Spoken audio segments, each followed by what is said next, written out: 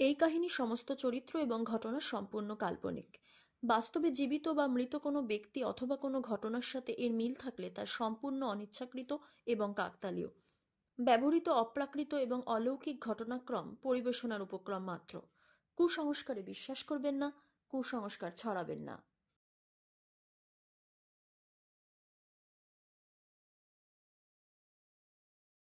নমস্কার, আপনারা শুনছেন 221B হ্যারিসন রোড, বাংলার ভূত, বাংলার ভয়, উল্টোপাল্টা গল্প নয়।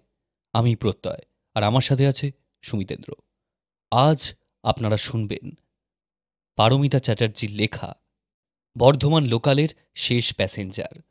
এই গল্পটা 221B হ্যারিসন রোডের পক্ষ থেকে আমাদের প্রিয় লেখক সাগর কুমার পাঠকের উদ্দেশ্যে উৎসর্গ করা হলো। সাগর কুমার পাঠক আর সুবীরের ভূমিকায় আদিত্য, সুমি, পীরবাবা, গণেশ এবং অন্যান্য চরিত্রে সুমিতেন্দ্র, দীপক আর নিতাইয়ের ভূমিকায় আমি প্রত্যয়।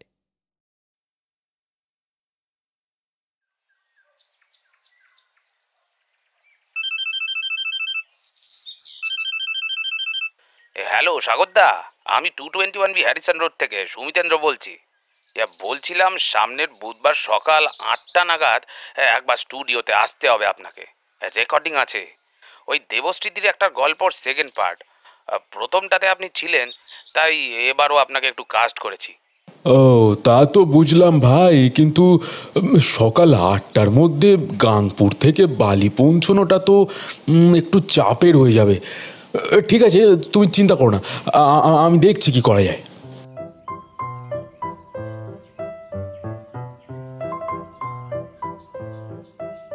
সুমিতেন্দ্রর কাছ থেকে ফোনটা পাওয়ার পর মোবাইলে ট্রেনের টাইম দেখতে লাগলাম। আগামী বুধবার, মানে আমার হাতে আছে 2 দিন। যদিও গিন্নি বলেন যে আমার উপস্থিত বুদ্ধি বাকিদের তুলনায় নাকি অনেকটাই কম, কিন্তু ওনার ধারণাকে মিথ্যে প্রমাণ করার জন্য মাঝে মাঝে সেটা আবার প্রকট হয়ে ওঠে। আরে, আমাকে একটু নিরীহ গোবেচারা গোছের দেখালে কি হবে? আমি হলাম গিয়ে ট্রিপল ব একসাথে, বামুন, তার উপর আবার বাঙাল। হঠাৎ মনে পড়ে গেল যে আমার পিস্তুত বোনের বাড়ি বালিতে। আগের দিন রাতে যদি সেখানে গিয়ে উঠি, তাহলে পরের দিন স্টুডিওতে যাওয়াটা অনেকটা সহজ হবে আমার জন্য। কাজেই মঙ্গলবার অফিসে ছুটির কথা বলে সোজা বাড়িতে ফিরে সন্ধ্যের চাটি খেয়ে বেরিয়ে পড়লাম।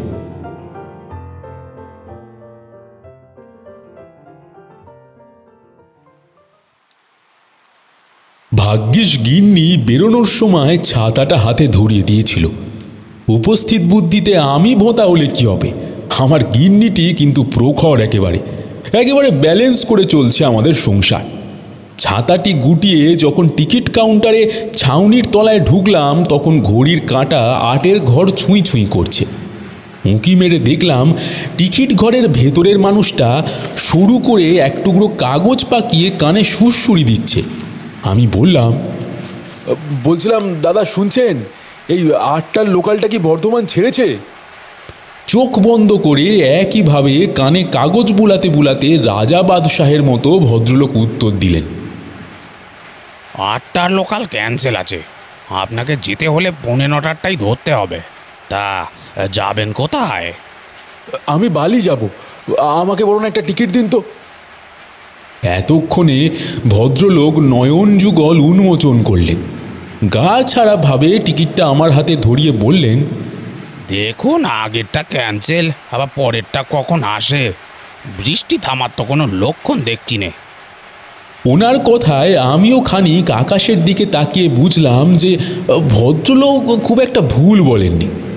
যদিও অন্ধকারে আকাশের দিকে তাকিয়ে কিছুই সেরকম বোঝা যাচ্ছিল না, কিন্তু ওই যে ছোটবেলা থেকে দেখে এসেছি যে বাপ ঠাকুরদারা আকাশের দিকে তাকিয়ে মেঘের আয়তন মেপে কতক্ষণে কী পরিমাণে বৃষ্টি হবে বলে দিতে পারতেন।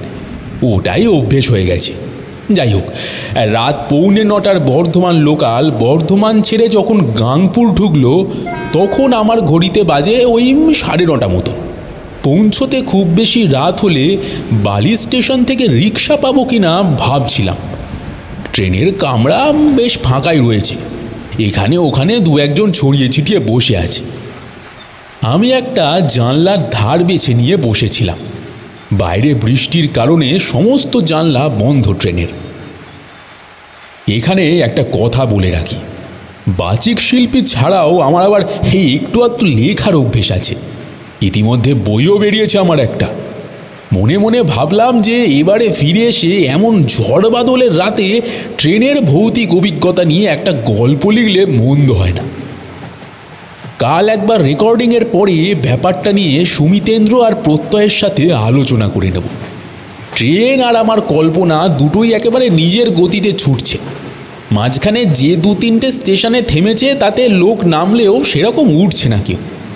যা বৃষ্টি পড়ছে, আর তার উপর এই সময় ডাউনের ট্রেনে খুব একটা ভিড় হয় না। কিন্তু এমন সময় হঠাৎ মরার উপর খাড়ার ঘা পড়ল। একটা প্রচণ্ড ঝাঁকুনি দিয়ে ট্রেনটা দাঁড়িয়ে গেল। সাথে সাথে ভেতরের আলো সব নিভে গেল।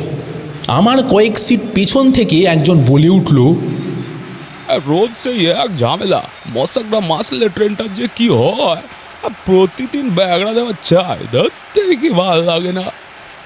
বুঝলাম যে এ ঘটনা নতুন নয়, তবে খুব বেশিক্ষণ অপেক্ষা করতে হলো না। কিছুক্ষণের মধ্যেই ট্রেনের হুইসেল বাজল। ভিতরের সব আলো আবার জ্বলে উঠল। ট্রেন ছেড়ে দিল।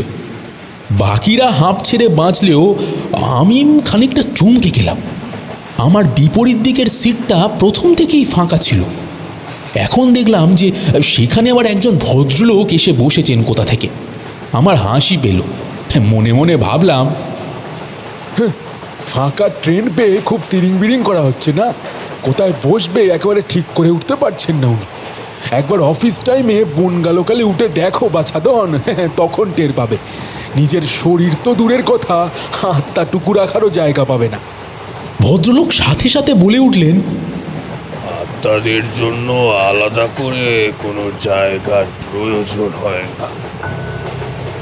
আমার হাতের ব্যাগটা প্রায় পড়তে পড়তে বাঁচল। হাজারবার আমতা আমতা করে বললাম, না মানে আপনি কি আমাকে কিছু বললেন? বললাম, আত্মাদের নিয়ে খুব উৎসাহ মনে হচ্ছে। কিছু জানেন নাকি তাদের ব্যাপারে? আত্মাদের ব্যাপারে? না না, সেরকম কিছু না, ওই একটু আধটু। আমার কিন্তু এ ব্যাপারে অনেক কিছু জ্ঞান আছে। সত্যি ভূতের গল্প কখনো শুনেছেন? না হলে একটা বলতে পারি কিন্তু আপনাকে। তাই নাকি?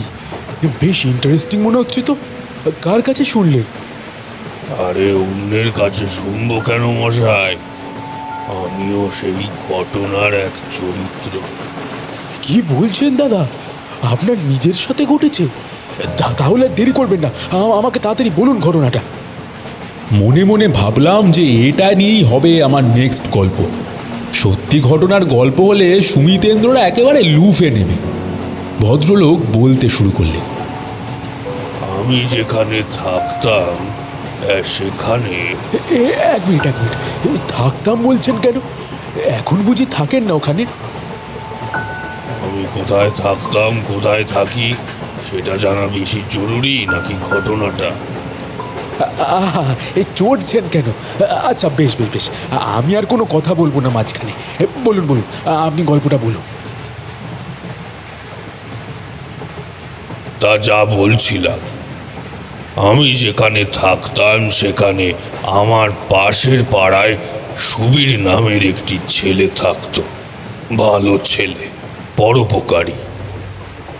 উঠতি বয়সের ছেলে হলেও নেশাভানের ধার ধারত না। এলাকার সকলেই তাকে ভালোবাসত। পেশায় LIC এজেন্ট। দোষের মধ্যে একটাই, যে যখন যার পেছনে হাত ধুয়ে পড়তো তাকে দিয়ে পলিসি না করিয়ে ছাড়তো না।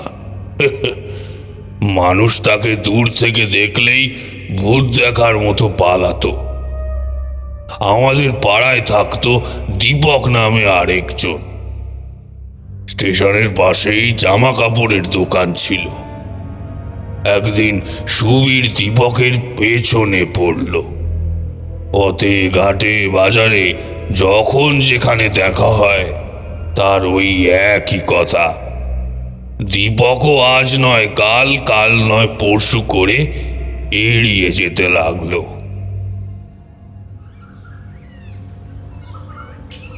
একদিন পড়ন্ত বিকেল, দীপক সাইকেল চালিয়ে দোকানের দিকে চলেছে, আর ঠিক সেই সময় সুবীরও আসছে উল্টো দিক থেকে।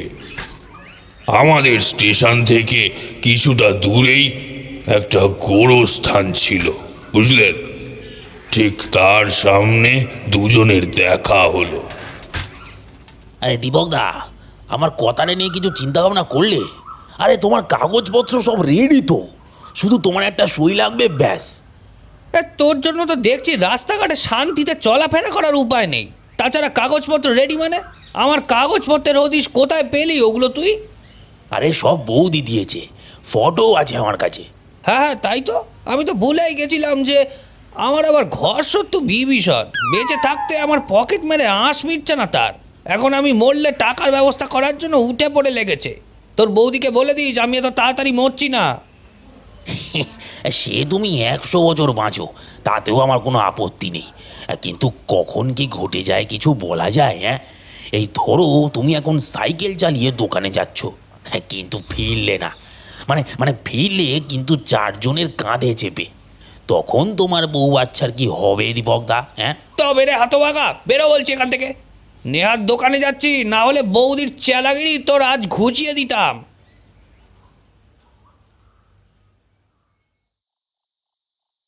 দীপকের দাঁত খিঁচুনিতে সুবীর নিজের পথ ধরল। সেদিন রাতে কিন্তু সত্যি দীপক সাইকেল চালিয়ে বাড়ি ফিরল না, ফিরল 4 জনের কাঁধে চেপে। দোকান বন্ধ করে ফেরার সময় লাইনের ক্রসিং বন্ধ ছিল, আর দীপক সাইকেলটা তার তলা দিয়ে গলিয়ে পার হতে গিয়ে একেবারে চলন্ত ট্রেনের নিচে। শ্মশান যাত্রী হিসেবে কিন্তু সেদিন সুবীর এলো না।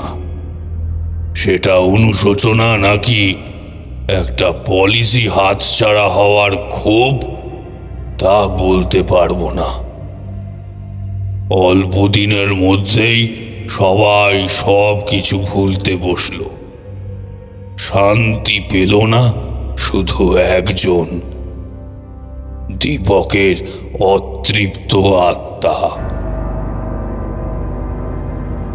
সুবীরের বলা কথা যদি বলে না যেত, তাহলে হয়তো তাকে ছোট ছোট ছেলে মেয়ে দুটোকে ফেলে অকালে মরতে হতো না।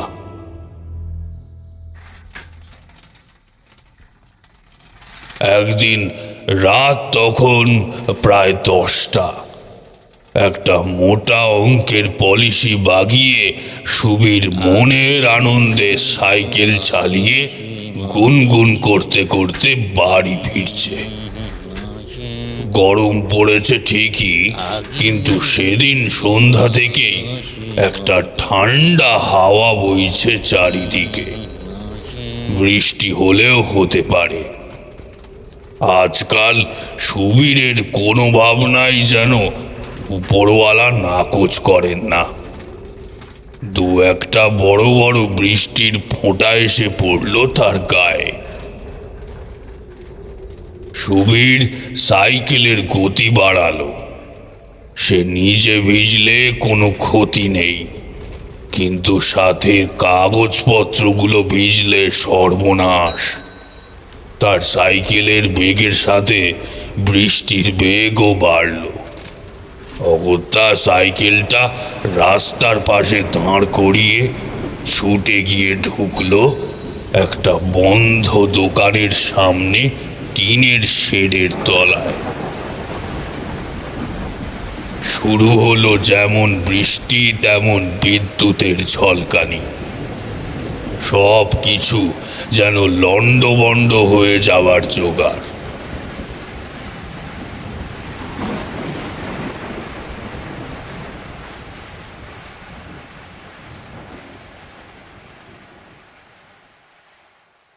বৃষ্টি থামলো প্রায় ঘন্টা খানেক পর। চারিদিকে জল কাদায় একেবারে মাখামাখি। অনেক রাত হয়েছে, তার মধ্যে ঝড়ে যদি রাস্তায় কোথাও গাছপালা উল্টে গিয়ে থাকে তাহলে আর দেখতে হবে না। সে যাই হোক, দরকারি কাগজগুলো যে অখ্যাত আছে এটাই সুবীরের আনন্দ। এতক্ষণে একটা ব্যাপার নজরে পড়ল তার। যে দোকানদারের শেডের নিচে সে দাঁড়িয়েছিল সেটা তার দীপকদার। মুহূর্তে পায়ের পাতা দুটো কেমন যেন ভারী হয়ে গেল দীপকের। নিজেকে কোনো রকমে সামলে সেখান থেকে যেই বেরোতে যাবে অমনি বেল বাজাতে বাজাতে একটা সাইকেল প্রচণ্ড গতিতে তাকে প্রায় ধাক্কা মেরে বেরিয়ে গেল। সুবীর নিজেকে সামলাতে পারলেও হাতের ব্যাগটা গিয়ে পড়ল জলে। আরে ও মশাই, দেখে চালাতে পারেন না? চোখের মাথা খেয়েছেন নাকি? বাড়ি ফেরার তাড়াতে তো মানুষ মারবে না। কার কথা কে শোনে? সাইকেলটা নিমেষে চোখের আড়াল হয়ে গেল। ততক্ষণে ব্যাগে জল ঢুকে সমস্ত একেবারে কাগজপত্র কাক স্নান সেরে ফেলেছে। হায় ভগবান, গেল গেল সব গেল আমার। ও আজকে এই বৃষ্টিটা তোমাকে দিতে হলো? এই এখন আমার সব কাগজপত্র চাইতে গেলে পার্টিটাই হাত ছাড়া হয়ে যাবে। সালা বেছে বেছে সব হারামজাদা লোকগুলো আমার কপালে এসে জোটে। সালাদের এক বোঝাই তো আর এক বোঝে। দূর দূর দূর। আপন মনে সুবীর গজ গজ করতে লাগলো। তবে আবার কাগজপত্র চাওয়াতে পলিসিটা সত্যি হাত ছাড়া হয়েছিল সুবীরের। তবে সেদিন রাতে কে তাকে ধাক্কা মেরেছিল সেটা সুবীর বুঝতে পেরেছিল কয়েকদিন পর।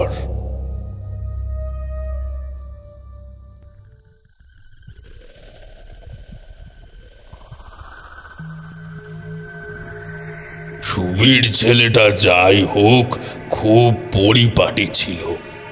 নিজের জামা কাপড়, খাওয়া দাওয়া, নিজের কাজ সব দিক দিয়ে। একদিন রাতে খাওয়া দাওয়া সেরে সুবীর সমস্ত কাগজ টাগজ ফাইলপত্র সাজিয়ে নিয়ে বসেছে। উদ্দেশ্য যা কিছু বাড়তি বা অপ্রয়োজনীয় সেগুলোকে ছাঁটাই করে নতুন করে সব গুছিয়ে রাখা। এতে তার কাজের সুবিধা হয়। তা এই মর্মে এক মনে সেই কাজই সে করছিল। হঠাৎ দরজায় টোকা পড়ল। এই কে কে আছে রে দরজার বাইরে? হ্যাঁ, কোনো উত্তর এলো না। সব চুপচাপ। রাত বিরেতে কত রকম শব্দ হয়, হয়তো মনের ভুল।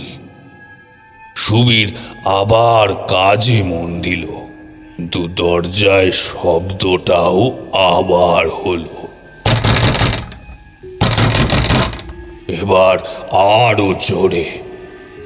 আরে কে রে বাবা? দূর, শান্তিতে একটা কাজ করার উপায় নেই মাইনিস সালা। বোবা নাকি কে জানে। সুবীর উঠে গিয়ে দরজা খুলল।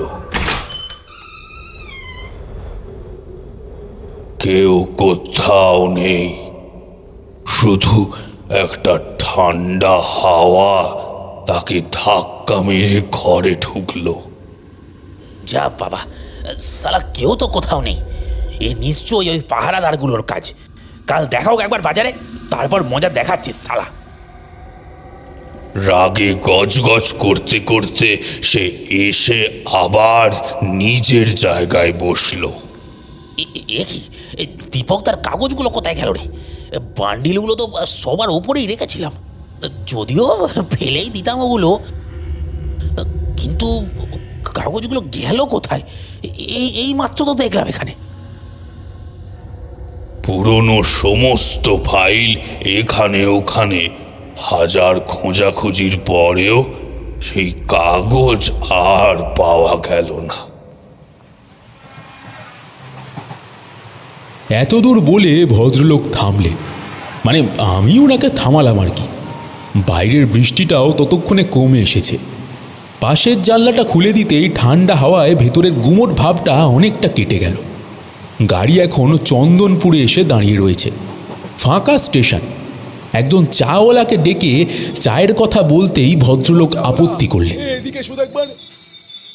আমি নিজের জন্য এক ভাঁড় নিয়ে গরম চায়ে একটা লম্বা চুমুক দিয়ে জিজ্ঞেস করলাম, আচ্ছা, আপনার কি মনে হয় সেদিন রাস্তায় সুবীরবাবুকে যে ধাক্কা দিয়েছিল সেই কি দীপকবাবুর ওই কাগজগুলো হাওয়া করে দিল? মানে আমি বলতে চাইছি যে দীপকবাবুর অতৃপ্ত আত্মায় গিয়ে সব করছিল। আপনি বড় বেশি কথা বলেন। চা খেতে খেতে বাকিটা শুনুন, তাহলে নিজেই সবটা বুঝতে পারবেন। গাড়ি আবার চলতে শুরু করলো। ভদ্রলোকও আবার বলতে শুরু করলেন নিজের গল্প।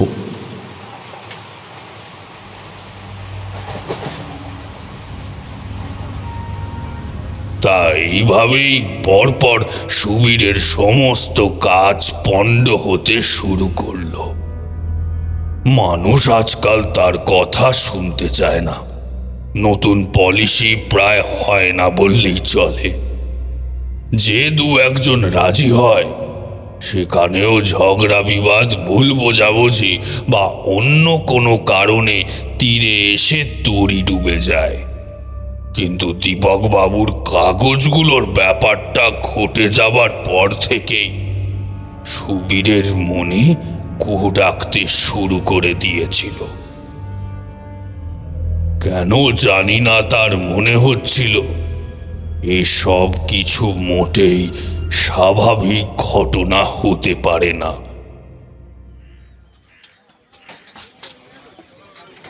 একদিন বেলার দিকে সুবীর বাজারে চায়ের দোকানে বসে চা খাচ্ছে। পাশে আরো দুজন, গণেশ আর নিতাই। গণেশ বলল, কাল তোকে কতবার করে বলেছিলাম সন্ধ্যের পর ক্লাবে আয়, কিছুতেই এলি না বল। সবাই তোর কথা বলছিল।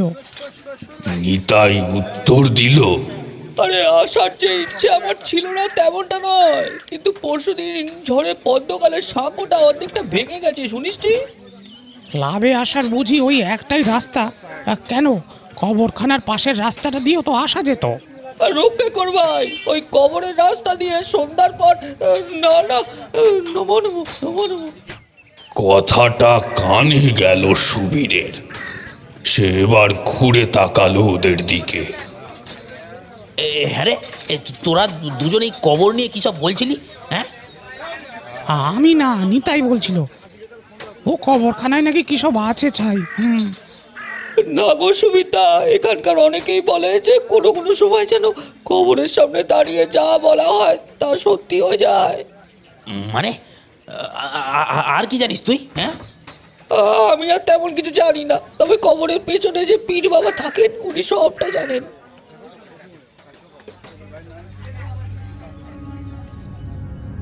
আর এক মুহূর্ত অপেক্ষা না করে সুবীর ছুটল সেই পীর বাবার কাছে। তার এতদিনের হিসাব কোথাও যেন ধুয়ে ধুয়ে চার হয়ে যাচ্ছে। তুমি কে বাবা? আগে তো কখনো দেখিনি। বাবা, আমার নাম সুবীর। আমি একটা বিপদে পড়ে আপনার কাছে এসেছি বাবা। বিপদে না পড়লে আমার কাছে কেউ খুব একটা আসেন না। তা বলো শুনি, তুমি কি বিপদে পড়েছ? লোকজন বলছিল যে আপনার এই কবরস্থানটা নিয়ে নাকি কিছু একটা ব্যাপার আছে। এখানে দাঁড়িয়ে কোনো কথা বললে নাকি সত্যি হয়ে যায়। তা আপনি এ ব্যাপারে আমাকে কিছু বলতে পারবেন? হ্যাঁ, কথাটা ঠিকই শুনেছ, তবে সেটা সব সময় হয় না। সূর্যোদয় এবং সূর্যাস্তের সময় কেউ ওই গোরস্থানের সামনে দাঁড়িয়ে কোনো কথা বললে তা ভুলে যায়। তবে এসব কথা জানতে চাইছো কেন? কি হয়েছে? সুবীর পীর বাবাকে সমস্ত ঘটনা খুলে বলে। সব কিছু শোনার পর তিনি বললেন, কাজটা তুমি যদিও না জেনেই করেছো, তবুও ভুল করেছো বটে। আমার মনে হয় তোমার সাথে যা কিছু ঘটে চলেছে তা ওই মৃত ব্যক্তির আত্মার কীর্তি। আসলে তুমিই তো তার মৃত্যুটা ডেকে এনেছো। পীর বাবার কথায় সুবীর যথেষ্ট ভয় পেয়েছে। এতদিন সে যা কিছু অনুমান করেছিল তা আজ বিশ্বাসে পরিণত হয়েছে। কিন্তু এই সমস্যার তো কিছু একটা সমাধান নিশ্চয়ই আছে, নাকি নাকি কি? আপনি যদি দয়া করে আমাকে... সমাধান আছে ঠিকই। এই পৃথিবীতে এমন কোনো সমস্যা নেই যার সমাধান হয় না।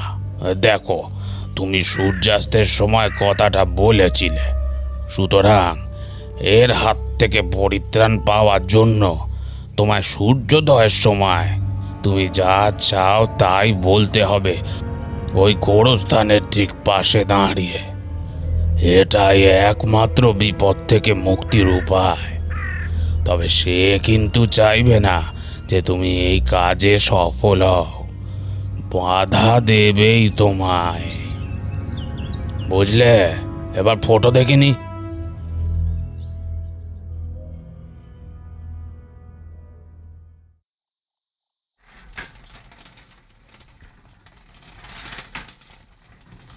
সুবীরের বাড়ি থেকে কবরস্থান যেতে সাইকেলে প্রায় আধ ঘন্টা সময় লাগে। মৌলভী বাবা বলেছিলেন ভোর 4টের সময় গোরস্থানের সামনে দাঁড়িয়ে কথাগুলো বলতে। এখন ঘড়িতে 3:15। সুবীর সাইকেল নিয়ে রওনা হলো গোরস্থানের দিকে। প্রায় মিনিট 10 পথ পার করে আসার পর মনে হলো পেছনে আরো একটা সাইকেল ঘন্টি বাজিয়ে আসছে। সুবীরের কিছুদিন আগের ঝড় জলের রাতের কথা মনে পড়ে গেল।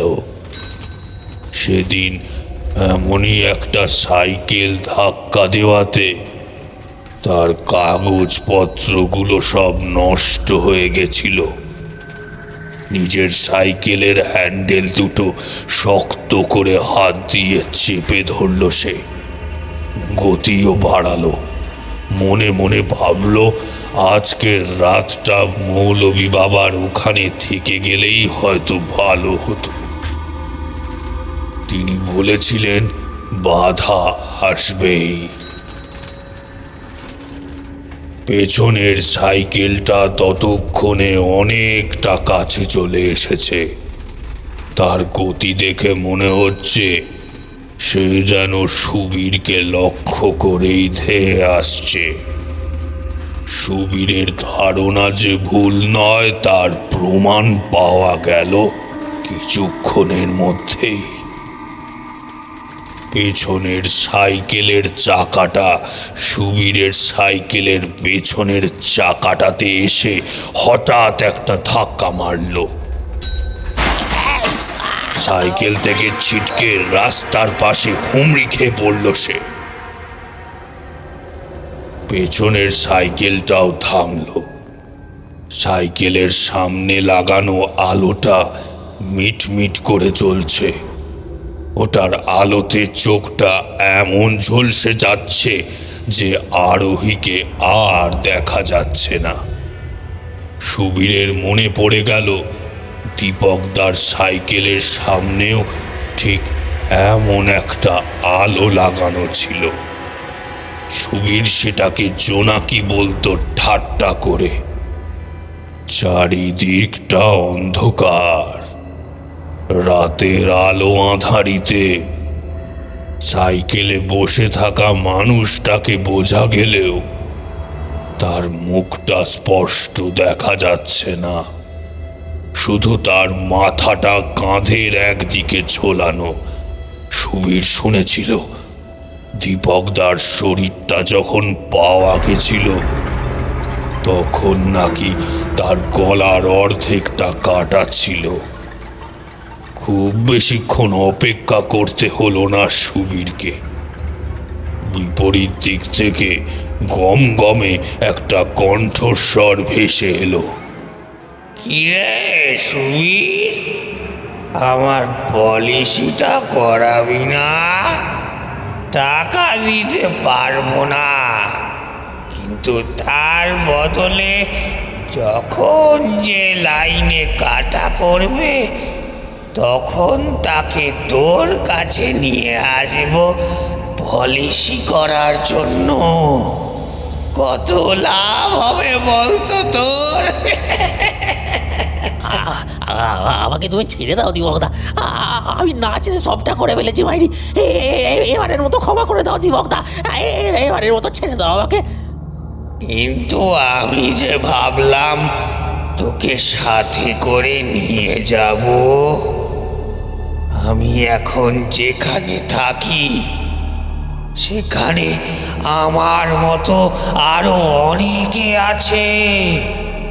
তুই অনেকগুলো পলিসি করতে পারবি। সুবীরের মুখ দিয়ে আর কোনো কথা বেরোলো না। কথা বলার মতো কোনো পরিস্থিতিতে সে ছিল না। মাটিতে আছড়ে আছড়ে একটু একটু করে পেছনের দিকে সরতে শুরু করলো কেবল। সে যত সরে যাচ্ছে সেই ছায়া মূর্তিও তত তার দিকে এগিয়ে আসছে, সাথে একটা বিচ্ছিরি হাসি। যেন এটা তার কাছে একটা খেলা। সুবীর কোনো রকমে উঠে ছুটতে শুরু করেছে পেছনের দিকে। যেভাবেই হোক ভোর 4টের আগে তাকে গোরস্থানে পৌঁছতেই হবে। তার ঘন ঘন নিঃশ্বাসের শব্দের সাথে সাইকেলের ঘন্টির শব্দটাও তীর বেগে ছুটে আসছে পেছনে। মৃত্যু ভয় কাকে বলে সেটা মর্মে মর্মে উপলব্ধি করছে সুবীর। শেষ পর্যন্ত গোরস্থানের সামনে এসে পৌঁছতেই সুবীর চিৎকার করে বলে উঠল, সমস্ত অশুভ শক্তির হাত থেকে মুক্তি হোক আমার।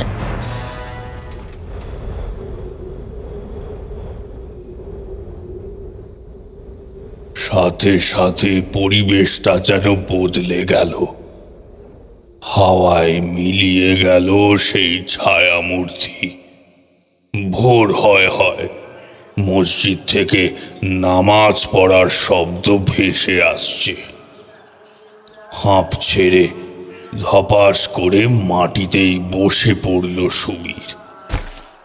পাখিদের ডাকে আস্তে আস্তে ভোর উঠতে লাগলো চারিদিকে।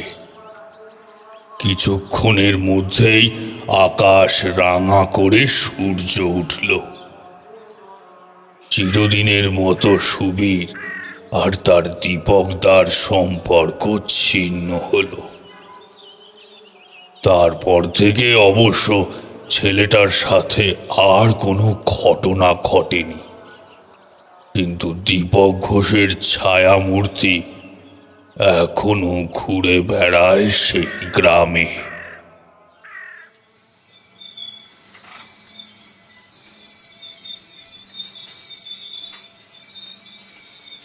এতদূর বলে ভদ্রলোক থামলেন।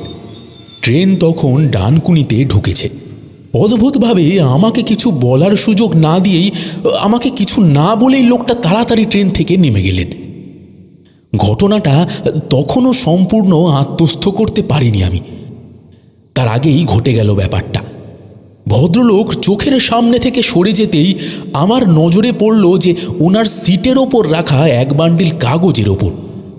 আমি সেগুলোকে হাতে নিয়ে জানলা দিয়ে যতটা উঁকি দেওয়া সম্ভব ততটা ঝুঁকিয়ে চিৎকার করলাম, আরে ও দাদা, শুনছেন? এই আপনার এই কাগজগুলো রয়ে গেল তো, নিয়ে যান এগুলো। এবার সেগুলো নিয়ে দরজার সামনে উঠে গেলাম, কিন্তু কোনো লাভ হলো না। হুইসেল বাজিয়ে ট্রেন ছেড়ে দিল।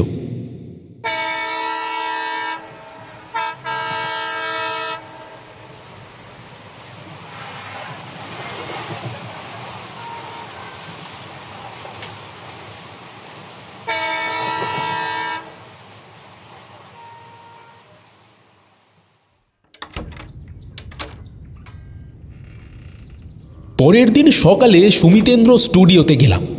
ঢুকেই ওকে বললাম, এই আজ কিন্তু আমার একটা কাজ তোমাদের করে দিতে হবে। এই কাগজগুলো দেখো, আসলে আমার সাথে ট্রেনে একজন ভদ্রলোক এসেছিলেন, উনি এগুলো ফেলে গেছেন, ডানকুনিতেই নেমেছেন। এগুলোর মধ্যে নিশ্চয়ই ওনার নাম ঠিকানা থাকবে।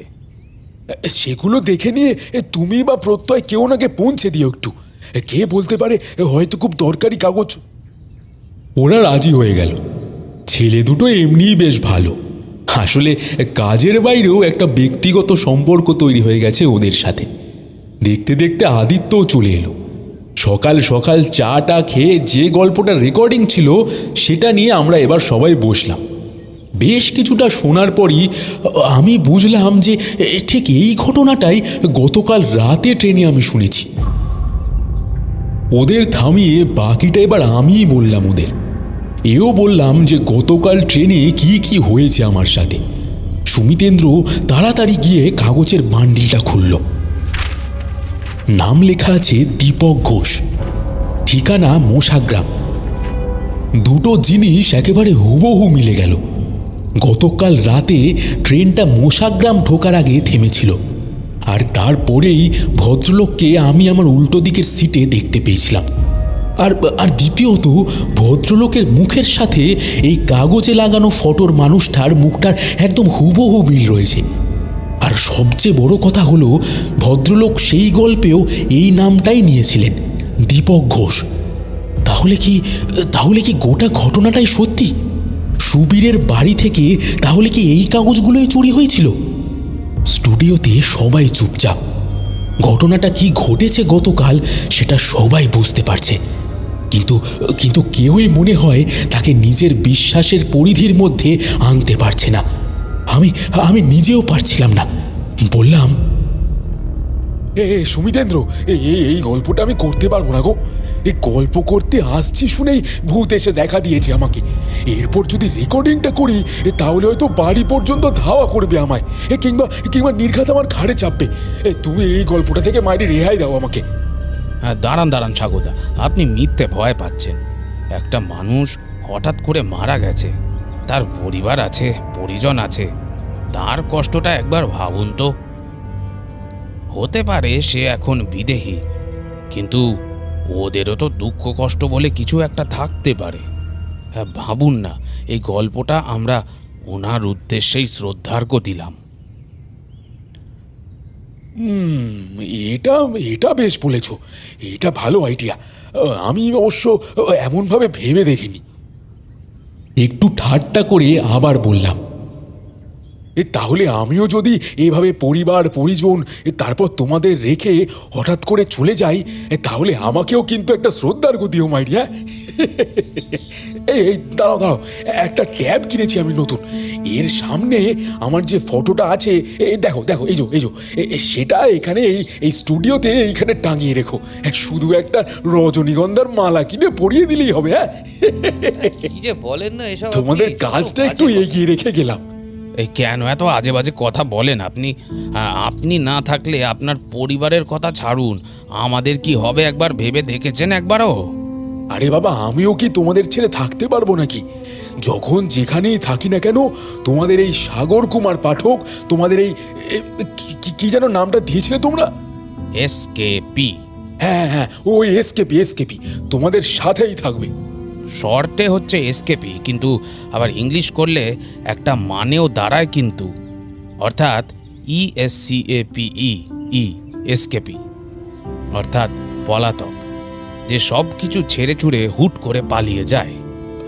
আসলে কিছুক্ষণের জন্য যদি গতকাল রাতের অভিজ্ঞতাকে মন থেকে সরিয়ে রাখি, তাহলে এতটুকু আমি বলতে পারি যে হ্যারিসন রোডের সাথে আমার যে আত্মিক সম্পর্ক তৈরি হয়েছে তা পার্থিব অপার্থিব সব কিছুর ঊর্ধ্বে গো ভাই।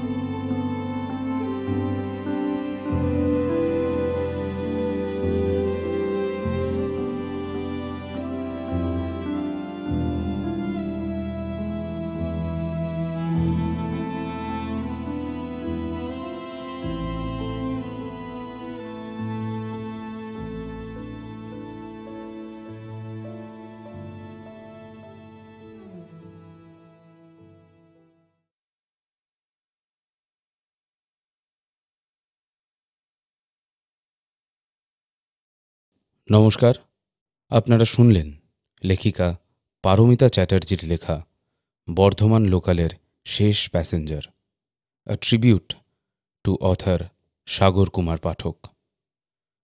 গল্পের বিভিন্ন চরিত্রে ছিল আদিত্য, প্রত্যয় আর আমি সুমিতেন্দ্র। অনেকেই হয়তো ভাবছেন যে এই গল্পটা ওনাকে ট্রিবিউট দেওয়ার জন্য, ওনাকে মনে করার জন্যই লেখা, কিন্তু ঘটনা একেবারেই এরকম নয়।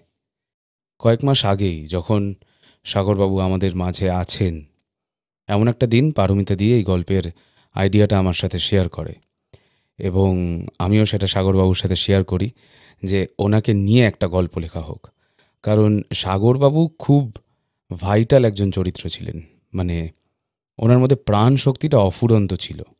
ওনার শরীরে নানা রকম প্রবলেম ছিল, ওনার লাংসের একটা প্রবলেম ছিল, কিন্তু তা সত্ত্বেও অ্যাট 52 ইয়ার্স অফ এজ উনি যেই প্রাণশক্তি নিয়ে আমাদের মধ্যে দাপাদাপি করতে পারতেন, সেটা বোধহয় ম্যাচ করাটা আমাদের পক্ষে এই বয়সেও খানিক ইম্পসিবল।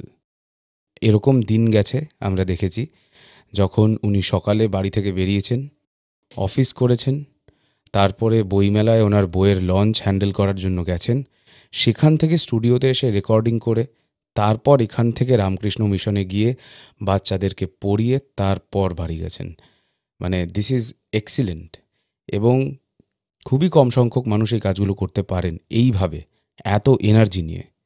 এরকমভাবে কাজ হয়তো কিছু কিছু মানুষ করতে পারেন মাঝে মধ্যে, কিন্তু ওনার মতো এত এনার্জি নিয়ে এত ফ্রিকুয়েন্টলি এই কাজগুলো করা ইম্পসিবল বলে আমার মনে হয়। মানে সারাদিন ধরে এত খাটাখাটনি করার পর উনি যখন স্টুডিওতে আসছেন, ওনার মধ্যে এক সেকেন্ডের জন্য কোনো বিরক্তি প্রকাশ বা উফ বাবাগো কি গরম, পারছি না, টায়ার্ড লাগছে, নাথিং, ওনার মধ্যে এগুলো কিচ্ছু থাকতো না। এবং সেটা আমাকে আর প্রত্যয়কে, আমরা যেহেতু সামনে থেকে ওনাকে দেখতাম, দারুণভাবে ইন্সপায়ার করতো। মানে এটা বলে বোঝানোটা খুব কি বলবো, এটা বলে বোঝানোটা অতটা সহজ নয় যে সাগরবাবু আমাদের কাছে কতটা ইন্সপায়ারিং একজন চরিত্র ছিলেন। তা পারমিতাদির সাথে ওনার যোগাযোগ খুব সুন্দর ছিল, খুব ভালো ছিল। তো পারমিতাদি প্রথমে এই আইডিয়াটা পিচ করে যে সাগরবাবু আপনাকে নিয়েই একটা গল্প লেখা হোক। হ্যাঁ, এরকম মানে আপনার একটা মজার চরিত্র নিয়ে একটা গল্প তৈরি হবে। সাগরবাবু বলছে হ্যাঁ হ্যাঁ আমি করব রোলটা, সাগরবাবু বলেছিলেন। তা সেটা আনফর্চুনেটলি আমরা সবাই প্ল্যান করলে কি হবে, সেটা আর হয়ে উঠতে পারেনি।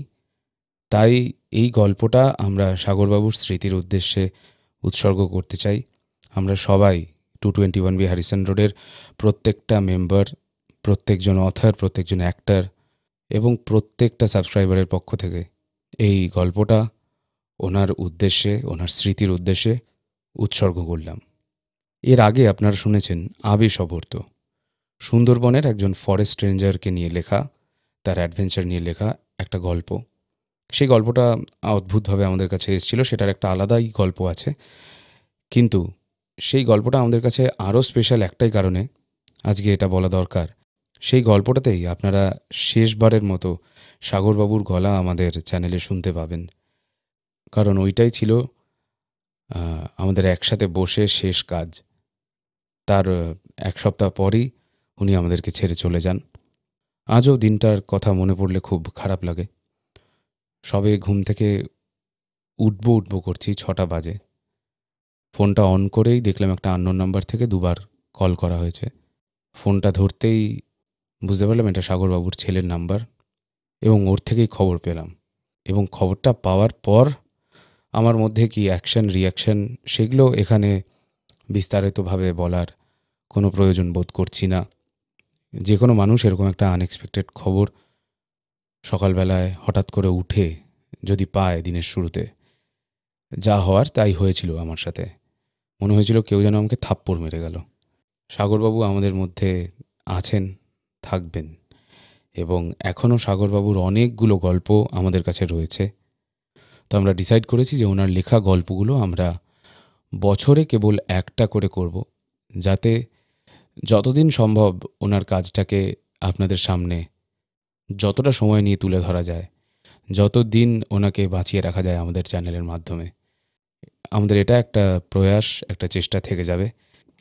এখন বোধহয় আপনারা আশা করি বুঝতেই পারছেন কেন আমাদের গাবতলার আড্ডার সেশন, কেন বিভিন্ন জিনিস আটকে পড়েছিল এতদিন ধরে। কারণ আমি, প্রত্যয়, আমাদের অ্যাক্টররা, আমাদের রাইটাররা, আমরা কেউ সেই মেন্টাল স্টেটটাতে ছিলাম না যে একটু হাসি মজা এগুলো করব। কারণ উনি আমাদের মাঝখানে থেকে এত এন্টারটেন করতেন আমাদের, সব সময় আর কি এনার্জি, এক বস্তা এনার্জি ছিলেন উনি। তো উনি গিয়ে সত্যি এটা আমাদের মধ্যে থেকে নিয়ে চলে গেছেন। তবে আস্তে আস্তে আমরা সবাই রিকভার করে উঠছি। অল্প কয়েকদিনের মধ্যেই উনি আমাদের চ্যানেলের একজন অবিচ্ছেদ্য অঙ্গ হয়ে গেছিলেন। মনে হচ্ছিল মৃত্যু এসে আমাদের চ্যানেলের হাত পা কেটে নিয়ে চলে গেছে, আমাদেরকে পঙ্গু করে দিয়ে চলে গেছে। উনি এরকমই ছিলেন, ওনার প্রেজেন্সটা এতটাই ছিল। ওনার পাঞ্চ লাইন, ওনার হাসি মজা, ছোট ছোট ইয়ার্কি, টোন, টিটকিরি, A to Z প্রত্যেকটা জিনিস। এবং উনি এত তাড়াতাড়ি মানুষজনকে আপন করে নিতে পারতেন, সেটা আমাদের এখানে রেকর্ডিং করতে আসা প্রত্যেকজন ভয়েস আর্টিস্ট যারা ওনার সংস্পর্শে এসছেন তারা জানেন। এবং এই মর্মে আমরা আরও একটা পদক্ষেপ নিয়েছি। আমাদের যে ঘরে বসে লেখো প্রতিযোগিতা ছিল, সেই প্রতিযোগিতা আমরা সাগরবাবুর স্মৃতির উদ্দেশ্যে উৎসর্গ করছি। এবং এই মর্মে আমরা আমাদের ঘরে বসে লেখো প্রতিযোগিতা, যার ফলাফল খুব তাড়াতাড়ি ঘোষণা হবে, তা আজ থেকে ঘরে বসে লেখো প্রতিযোগিতা হয়ে যাচ্ছে সাগর সাহিত্য স্মৃতি সম্মান। এবং আর খুব তাড়াতাড়ি এর ফল ঘোষণা করা হবে।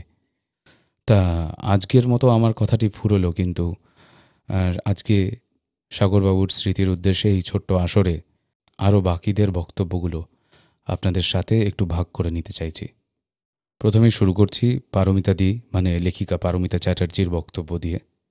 উনি বলছেন, সাগর কুমার পাঠকের মতো মানুষেরা রামধনুর মতো, খুব অল্প সময়ের জন্য দেখা যায়, কিন্তু যতক্ষণ দেখা যায় ততক্ষণ তার সৌন্দর্য থেকে চোখ ফিরিয়ে রাখা অসম্ভব।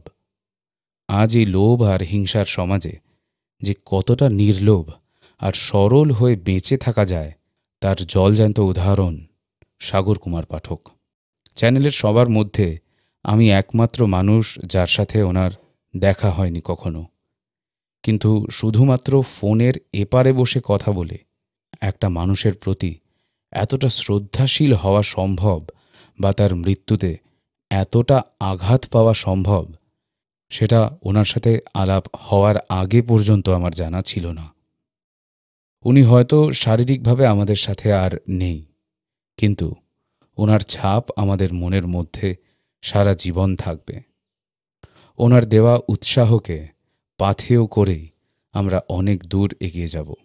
সেদিন উনি যেখানেই থাকুন, ওনার ভালোবাসা, ওনার সহানুভূতি, ওনার আশীর্বাদ আমাদের সাথেই থাকবে। ওনার মতো লেখক হয়তো বারবার আসবে, কিন্তু ওনার মতো মানুষেরা বারবার আসবেন না। কিংবদন্তি চ্যানেল থেকে সৌরভ বলছে, সাগরদা, যেদিন প্রথম তোমার সাথে কথা হয় গল্প নেব বলে, তখন তুমি বলেছিলে যে আমার সাথে গল্প নিয়ে আলোচনা করে তারপর গল্প লেখা শুরু করবে। শুনে খুশি হয়েছিলাম যে একজন ম্যাচিওর লেখক আমাদের কিংবদন্তি চ্যানেলের জন্য পেলাম।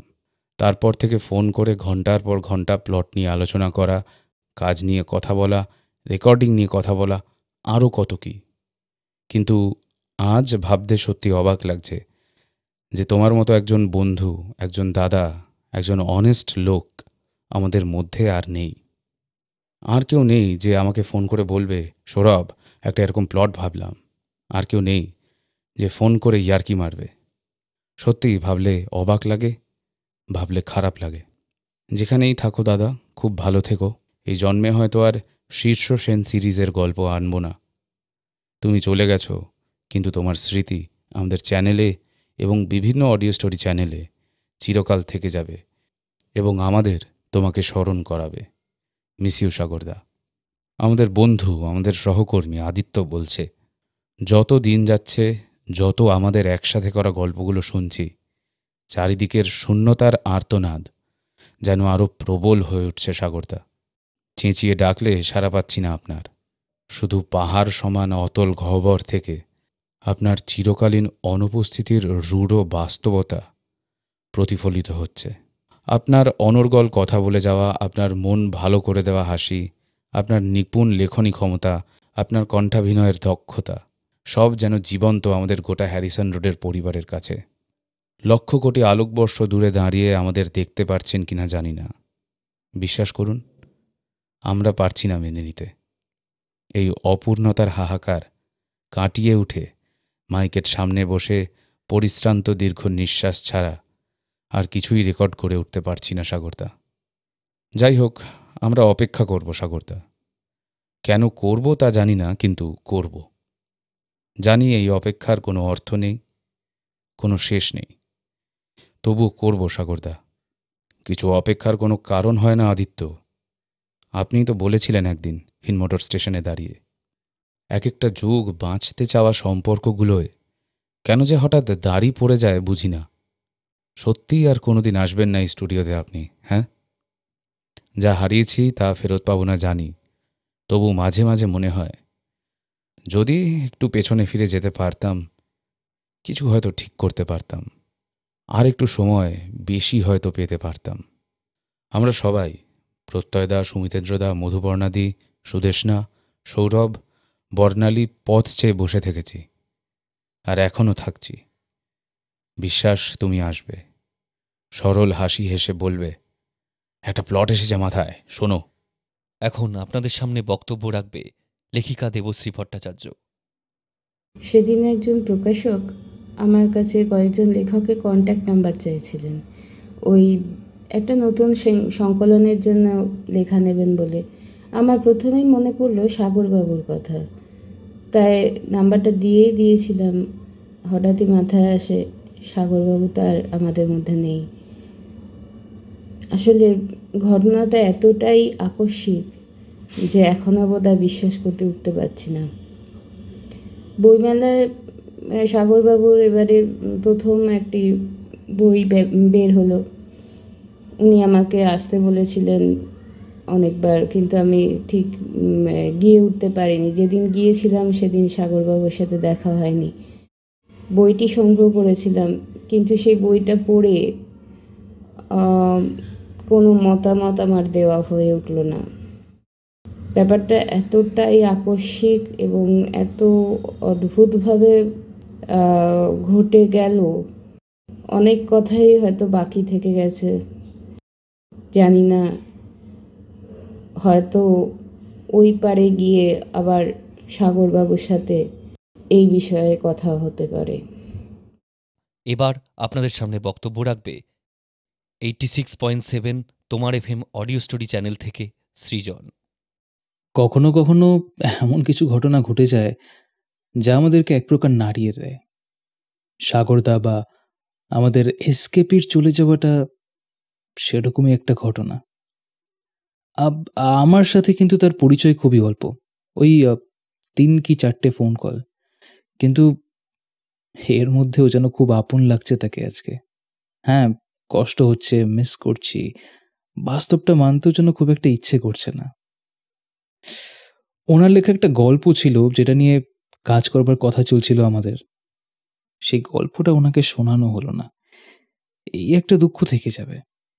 তবে ওনার সৃষ্টিতে উনি অমর হয়ে থাকবেন আমাদের সকলের কাছে। যেখানেই থাকবেন দাদা, খুব ভালো থাকবেন আপনি। এবার আমরা তুলে ধরব গল্পাসুর চ্যানেল থেকে রাকিবের বক্তব্য। আমি আজও বিশ্বাস করতে পারি না যে সাগরদা আর আমাদের মাঝে নেই। মনটা যে কি ভীষণ খারাপ লাগছে তা বলে বোঝাতে পারবো না। গল্পাসুরের জন্য উনি শুধু একজন লেখক ছিলেন তাই নয়, আমার কাছে ছিলেন তার থেকেও অনেক বেশি কিছু। একজন সত্যিকারের দাদা, একজন সত্যিকারের বন্ধু, আর পথ দেখানোর একজন মানুষ। কত আড্ডা দিয়েছি আমরা, ঘন্টার পর ঘন্টা চলতো গল্প নিয়ে আলোচনা, লেখার খুঁটিনাটি কত কথা, কত নতুন ভাবনার জন্ম হতো সেই সব আড্ডায়। শুধু কি লেখা, আমার কত গল্পে নিজের গলা দিয়ে চরিত্রগুলোকে জীবন্ত করে তুলেছিলেন সাগরদা। ওর সেই গলার আওয়াজ, সেই উৎসাহ, সেই হাসিটা সবই যেন চোখের সামনে ভাসছে। কাজের সূত্রে এমন একজন কাছের মানুষকে পাওয়া সত্যিই ভাগ্যের। খুবই ফাঁকা লাগছে আজ। এই আলোচনাগুলো, এই একসাথে কাজ করা আনন্দটা সবকিছু মিস করব। যেখানেই থাকুন ভালো থাকুন সাগরদা, আপনার কথা খুব মনে পড়বে সবসময়। এবার বক্তব্য রাখবে thrill charger audio story channel থেকে অভিক সাহা। নমস্কার, আমি অভিক সাহা, একজন কণ্ঠশিল্পী এবং একটি চ্যানেলও চালাই।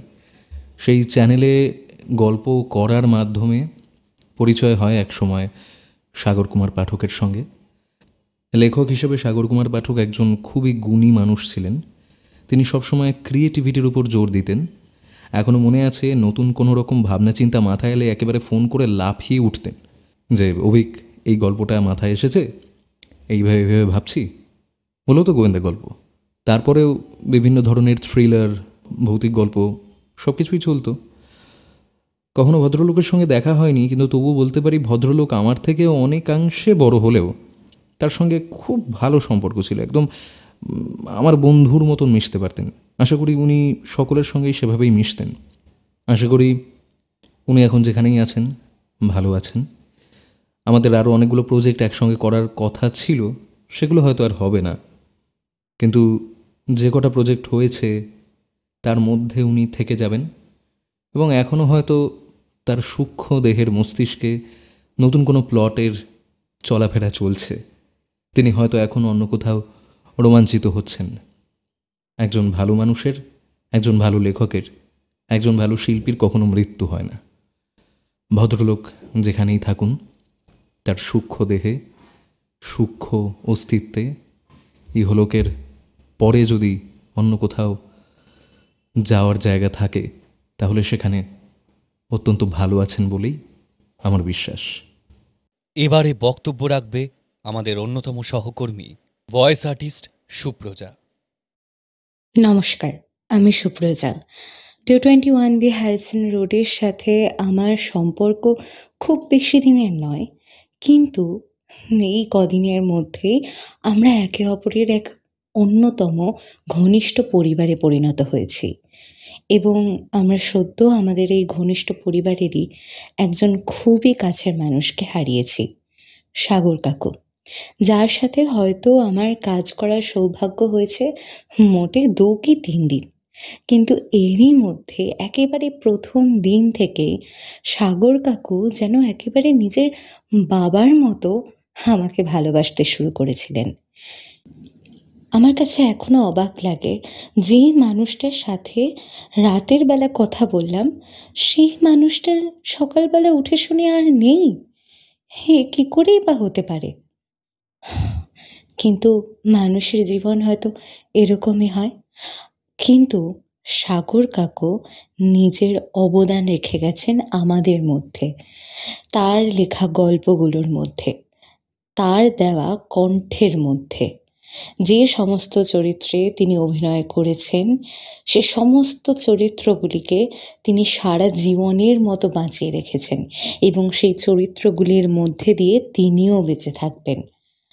আর তার দেওয়া আমাকে একটি বই তার শেষ স্মৃতি হয়ে আমার কাছেও তিনি সারা জীবন এভাবেই বেঁচে থাকবেন, আমাদের সবার প্রিয় সাগর কাকু হয়ে। এবারে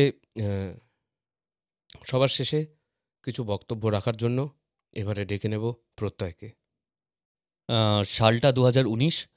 তখন থেকে আমরা অডিও স্টোরি বানাচ্ছি, মানে আমি আর সুমিতেন্দ্র, মানে আমাদের হ্যারিসন রোডের পথ চলা শুরু হয়েছে। কিন্তু কোনো দিন ভাবিনি যে এই দিনটা আমাদেরকে এত তাড়াতাড়ি দেখতে হবে। সত্যি কথা বলতে যখন এই গল্পটার ব্যাকগ্রাউন্ড মিউজিক করছিলাম, তখন মানে চোখের জল ধরে রাখতে পারিনি। আর এটাও মনে হচ্ছিল যে এই গল্পটা এত তাড়াতাড়ি শেষ করতে মনে হয় পারবো না, মানে শেষ করাটাই কঠিন হয়ে যাচ্ছিল। কারণ প্রত্যেকটা পদে যখন সাউন্ড করতে যাচ্ছি, বা ওনার মানে সাগরবাবুর চরিত্রে যখন আদিত্য অভিনয় করেছে, মানে জলজ্যান্ত মানুষটা আমার সামনেই বসে আছে সব সময়। এই এক্ষুনি একটা ফোন এলো, আরে দারুণ লাগলো, আরে কি অসাধারণ তোমরা করেছো, আরে নেক্সট কবে স্টুডিওতে আসবো, এই সব কথাবার্তা ওনার সঙ্গে তো সবসময় চলতেই থাকতো। সো এক্সপেক্ট করছিলাম, মানে গল্পটা বানাতে বানাতে এক্সপেক্ট করছিলাম যে উনি একটা কল করবেন।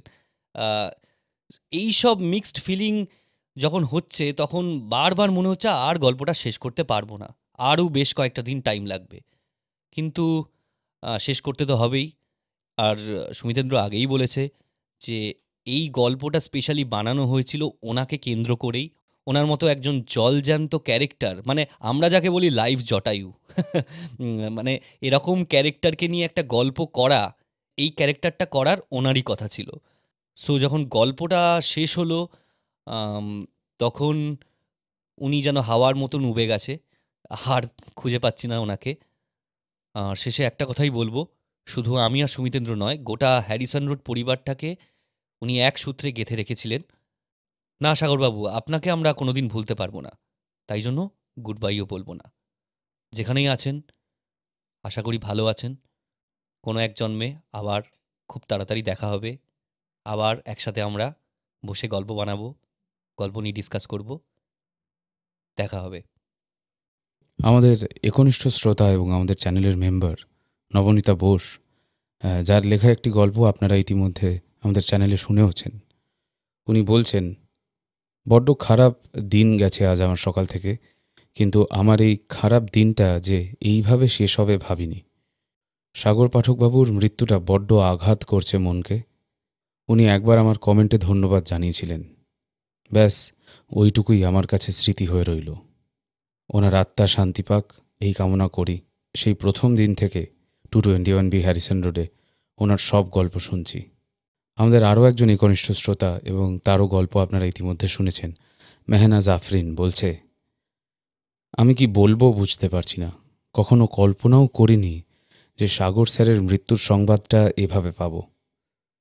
মানুষটার সঙ্গে কখনো দেখা হয়নি, কথা হয়নি, তবুও তার মৃত্যু সংবাদ শুনে মনে আলাদাই একটা যন্ত্রণা অনুভব করছি। আমার কেন যেন কথাটা বিশ্বাস করতে মন চাইছে না। মনে হচ্ছে হয়তো আপনারা মজা করছেন, তবে পর মুহূর্তেই আবার এই আশ্বাস করছি যে না, এই ব্যাপারগুলো মজা করার মতো নয়। ওনার গল্পগুলো, ওনার অভিনয়গুলোকে খুব মনে পড়বে। সকলকে অসংখ্য ধন্যবাদ জানাই আজকে আমাদের এই ছোট্ট সেশনটা জয়েন করার জন্য। এছাড়াও যারা হয়তো স্মৃতিজ্ঞাপন করতে চেয়েছিলেন কিন্তু সময়ের অভাবে বা পরিস্থিতির কারণে আমাদের সাথে যোগাযোগ করে উঠতে পারেননি, তাদের তরফ থেকেও আমরা সাগরবাবুর স্মৃতির উদ্দেশ্যে শ্রদ্ধাঞ্জলি জ্ঞাপন করছি। সাগরবাবু কেবল আমাদের নয়, ওনার পরিবারকেও পেছনে ফেলে রেখে গেছেন। ওনার মিসেস মানে কাকিমা এবং এক ছেলে এবং ছোট্ট মেয়ে, তাদের পাশে আমরা সবসময় থাকব। তাদের সহানুভূতি বা সমবেদনা জানানোর ভাষা আমরা এতদিন পরেও খুঁজে পাইনি, খুঁজে পাবও না। এটা কোনোদিন খুঁজে পাওয়া যায় বলে আমার মনে হয় না, কিন্তু আমরা সবসময় তাদের পাশে থাকারই চেষ্টা করব। এই বলেই আমরা আজকের বক্তব্য শেষ করছি। সাগরবাবু, আপনি যেখানেই থাকবেন খুব ভালো থাকবেন। যেমন আদিত্য বলেছে, আমরা অপেক্ষা করব এবং আমি বিশ্বাস করি যে এক না একদিন আবার দেখা হবে।